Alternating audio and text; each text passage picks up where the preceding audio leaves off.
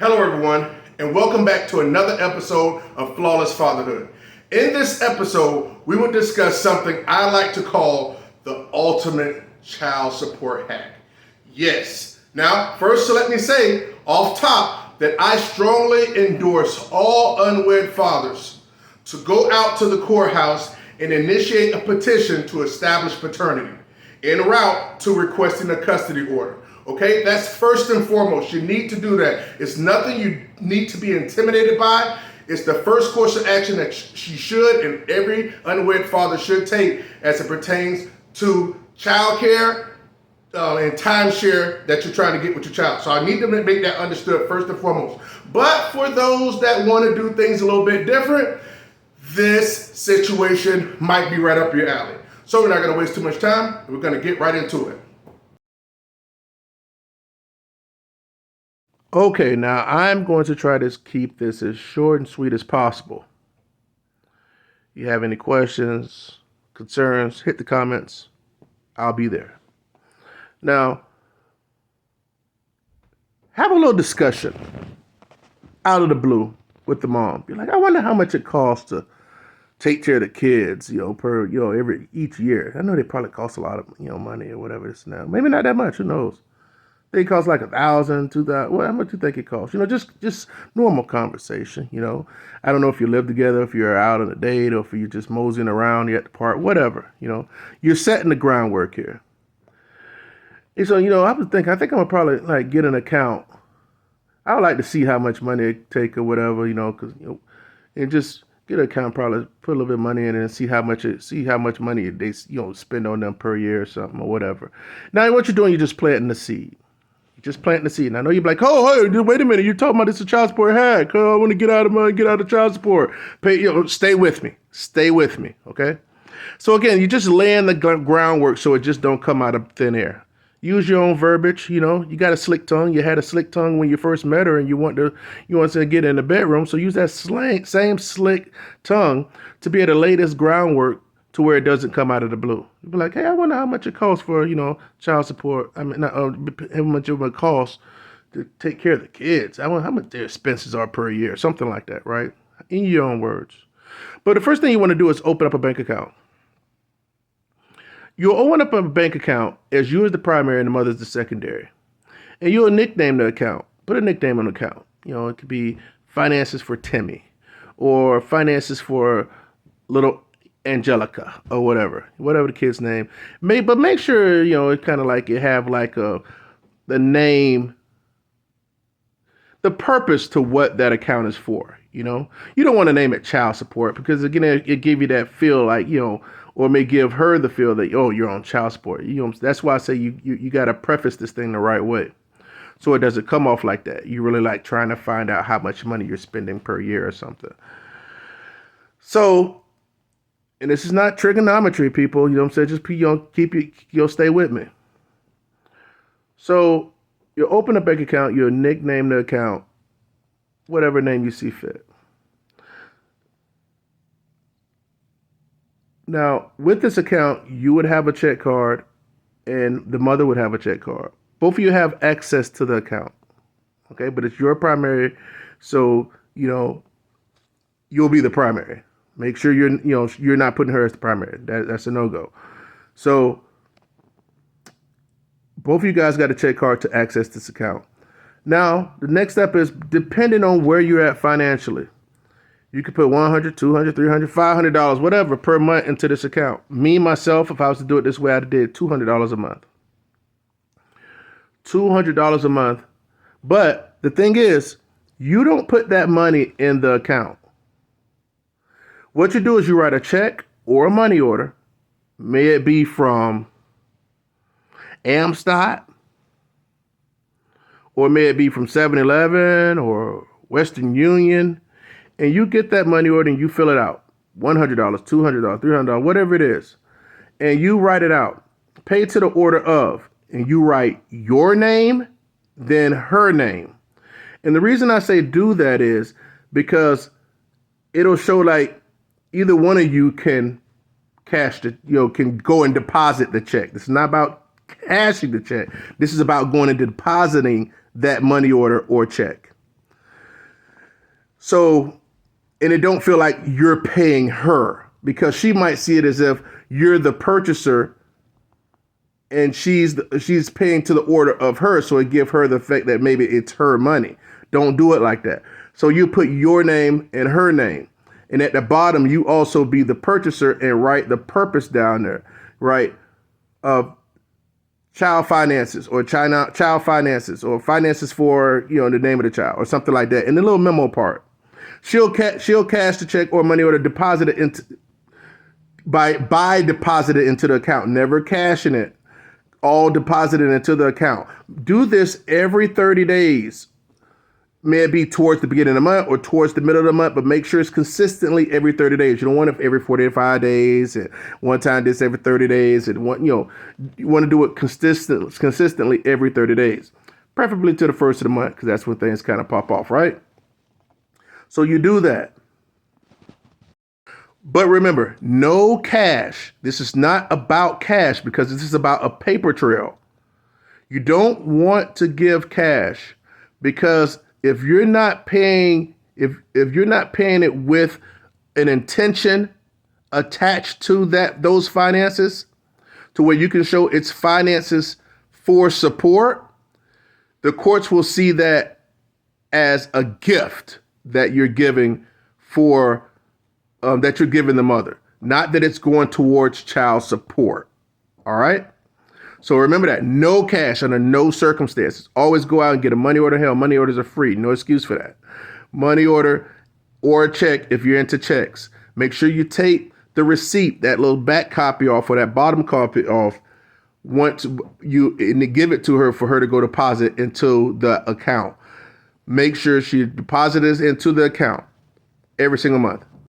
Now, do not misuse this money for personal use. This money is primarily meant for the children, right? But I'm doing this I'm putting this out there for multiple reasons.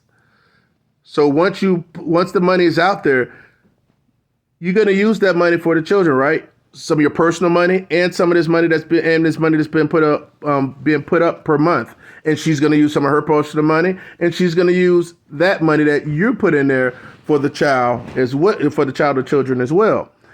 What I want you to do or not do is never swipe your card for something personal. Like if you're into guys going out to Hooligans, never swipe that card to pay for your meal at Hooligans. Now, if you're taking the kid to Chuck E. Cheese or whatever, something like that, okay, yeah, swipe the card, It's going to say Chuck E. Cheese right there on the statement. But what you don't want it to do is be able to make yourself look bad, and those records get pulled, and they're like, oh, look, he went, I don't know, wherever you could say, he went to the sports bar with his buddies, or he paid for some type of ticket, or, a ticket a movie ticket when he didn't have the kids or something like that. Now if you're going to the movies with the kids, then yeah, you can do that. But you don't want to put yourself in a bad position. But so if you want to do something, if you need $20, $40, if it comes to it, hey, make a withdrawal, but never freaking swipe that card for something personal for you. That makes sense? Okay, I hope it does. But if she wants to do that, hey, let her do it. Let her do it. If she wanted to go and she want to get her nails done, swipe if she want to get her nails done, or go to the beauty salon and, buy some stuff, let her do it. The more things that you can show, and you look at that transaction list and you can show that she's using that money for personal funds when it's meant for the children, it's putting her in a bad light and keeping you in a good light. Okay? If she'll misuse those funds, she'll also she's likely to misuse child support funds in the future initiated by the state. That's why I don't want you to do it. Make no mistake about it. This is about providing for the kids, not to get out of child support. I want you to be in good standings with the courts as it pertains to child support. Only if you guys knew how many men walked in front of these judges and have never paid child support before, you would be astonished. I don't know. I don't know what their case log or whatever it's like, but if it's 15, 20 people, if it's 20 people that they walk in front of, fathers walk in front of them per day, I guarantee you probably only 2, maybe 3 have been paying child support. You want to be one of the ones that have been supporting the child. Now you're doing it in an unconventional way, but you're still showing that it's done. I want you to be seen favorably in the eyes of the court, okay?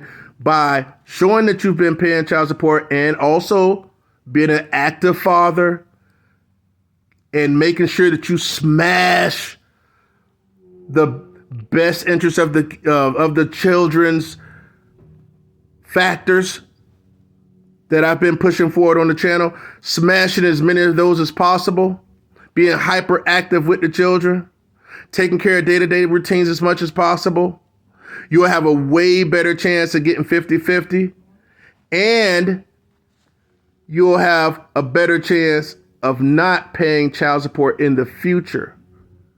See, guys, because you've been paying child support ahead of time, yet being an unconventional, and you are a hyperactive father, and you keep your face and your hands clean. When I say keep your face and hand clean, that means don't go letting her put no injunction on you, no restraining order, no nasty text that she can show the judge and stuff like that. That means keep your hands and your face clean. No stalking her. Who gives a crap what she does with her freaking new boyfriend or whatever? That's his problem. More men need to have that mindset. I developed it quick. So when I say child support hack, doing it this way will not allow you to get hit for back child support. Now here in Florida, I'm not sure about where it is at every state, but you could go back child support as far as 2 years. It used to be back in the day you can go back as far as when the date the child was born, but it's 2 years. Like, I'll give you a quick example. Even though when I initiated paternity action back in 2015-16, went out to the courtroom, issued it, had my ex served and everything else, and went to get a custody order in place and just start pushing the whole thing, even though I had him 50% of the time since he was birthed, because I was strategic with it. But I didn't have it on file with the courts. So the system asked me, and when I say the system's my attorney, her people, through certain depositions and stuff, they'll ask me, have I been paying child support? Even though I paid for 75-80% of his finances, it has something to do with him. And I'll say, I take care of my child. They say, look, we didn't ask you that. Do you pay child support? I don't give his money. I actually pay for all the stuff. They say, we're going to ask you again, Dad, we're going to ask you again. Do you pay child support through the court systems or give the mom a check or money order stating that money is for the child? And I said, no. They said, well, you haven't been paying child support. You owe back child support. And that taught me something. That taught me that, hey, if I had did that, then I wouldn't be allowable for back child support. Or let's say if I put in $100 per month, that would have been $100 less per month that I would have had to pay based on whatever came out with the financial affidavit. So even with a 50% rate, I'm going to put some on the screen here to at $200 a month, because that's essentially what I pay now, like $199.16 or something like that. So let's just round it to 200. 200 times 24, which is 2 years, equates up to what's on the screen. So say around $4,800, right?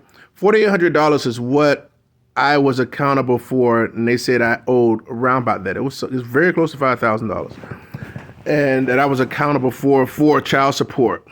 But they allowed me to, of course, I wasn't keeping receipts, because what guy is keeping receipts, right? Mind you, I learned from these situations. I did the hard work for you guys. That's why I'm presenting this information. I was able to actually go and look at my transactions on my debit card, and I was able to use transactions from doctor payments, co-payments, paying for medication, daycare stuff, paying for, and actually I think it was a $350 Christmas thing that I had one time. I spent like $350 at Kids R Us, and she was actually with me. We went into actually, I think it was for his second birthday. I'm not sure. I don't think it was his first. No, it was his first birthday, because his first birthday, he was only, his first Christmas was, he was only 3 months old. So it was his first official Christmas when he was almost 2. I spent like $350 out of Kids R Us. And how much money do you think she spent? $0. $0. But anyway, they allowed me to put that onto that amount. I got it all the way down to close to $3,600 or something like that. I forgot what I had to pay her out, and I just decided to pay it in cash. I wasn't finna pay no arrearages or put it on top of the child support I already owed. So moving forward.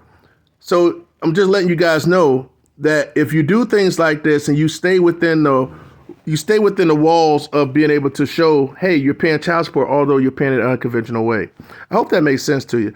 But this is for the kid. This is not about getting out of child support. But if you do this, it'll show favorable to you and have you stand out. And you'll look more like a flawless father when it comes to finances with your child. And what people don't talk about, they don't talk about the parents, the fathers that actually win their cases.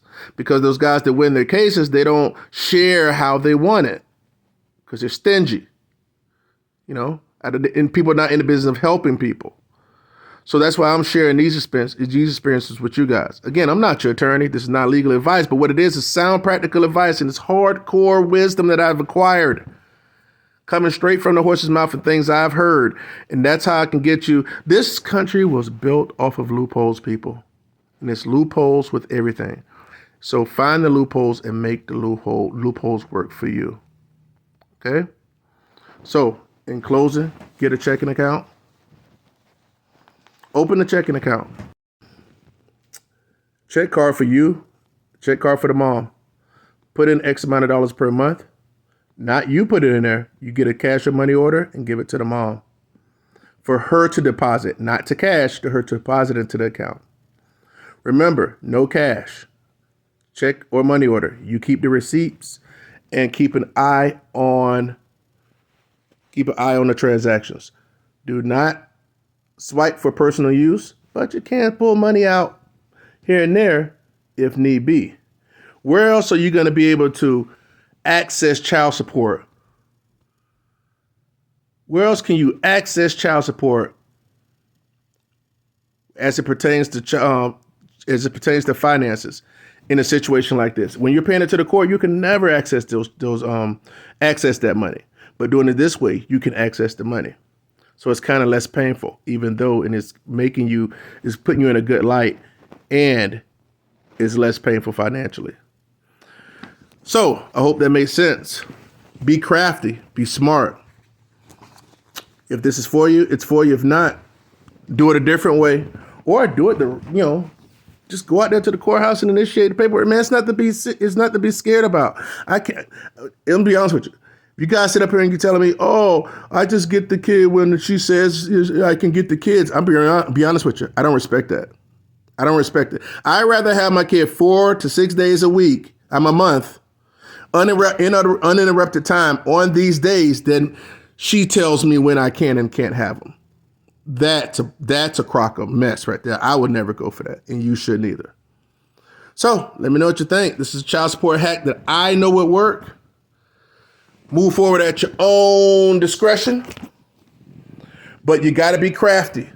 How'd I get to this situation? How'd I raise up my oldest 2 sons as a primary residential parent? As they stayed with me, as she had them every other weekend for 48 hours. How am I unwed father of my youngest son that's now currently 9 years old and have him week on, week off? And I never spent a day in college, never read a legal book. I knew, because I was crafty and I knew how to finesse the system, and I wasn't going to let them freaking finesse me. I'm looking out for you guys. Believe in the system. Flawless Fatherhood.